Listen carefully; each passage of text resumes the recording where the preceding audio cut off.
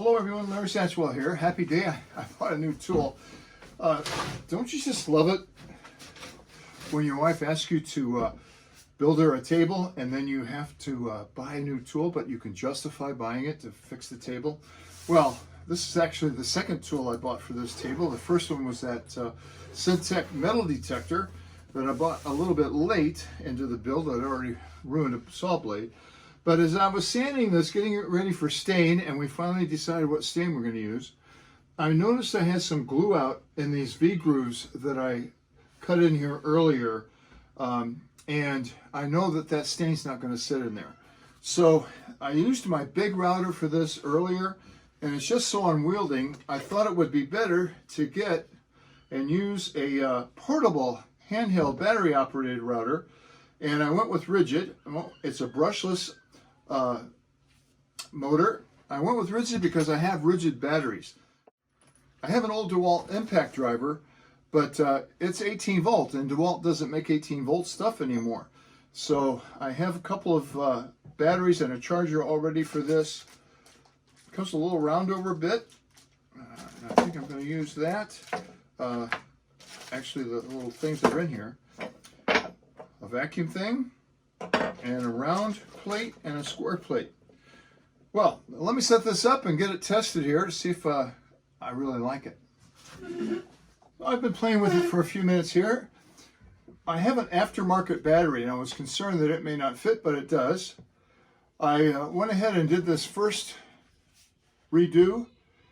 The problem I'm having is that the switch is on the wrong side. It's really awkward because I'd rather hold the router with my right hand, but I've got to hold it with my left hand to turn the switch on and off.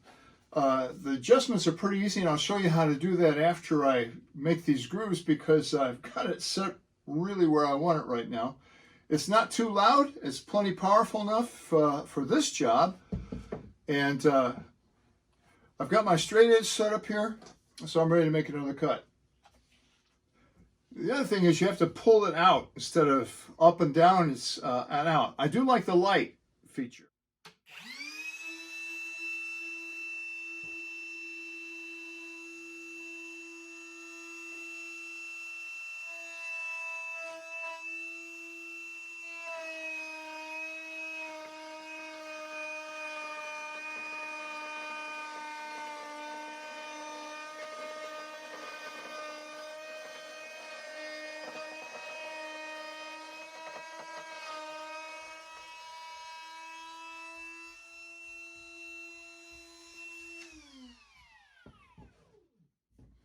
When I first put the router bit in, I couldn't get it tight enough. I ended up taking the base off and tightening it down that way. It has a little push button here for you to secure it with, but I could not tighten it. I think it may have just been because it was the first time using. So I'm going to cut the rest of the grooves here, and then I'll show you how I manipulate the base. But it's the first handheld router like this I've ever had, and I'm enjoying it. So you make adjustments here. You can go up or down with it, and you can also use this quick release to make it go up and down. Adjustable speeds. For the bigger router bits, you want to use a smaller, slower speed. I had it all the way up on this one, 7. So all in all, I'm really pleased with it.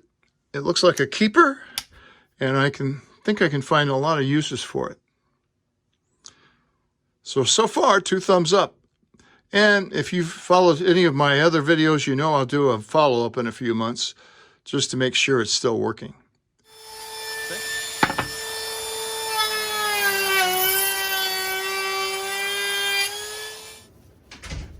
Well, it's been a couple of weeks since I bought this. I've used it off and on a couple different projects. Just finished this little stool here. If I were to rate this, I would probably give it a 4. I don't like the switch. It's in an awkward spot for me, being right-handed.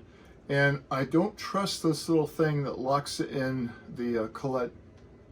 It just, it has one wrench Now, how are you supposed to use both ends of this wrench at the same time? I really like to lock those the bits down. I've had one fall down on me before on my big router that I thought I had locked in there well, and that's a scary experience. But it handled this pine really well, and I think it's going to work out for me as a hobbyist. If I were a pro, I guess it would work. So anyway, I guess the verdict's still out on this. I'll do a follow-up after I've used it maybe a year. Thanks for watching.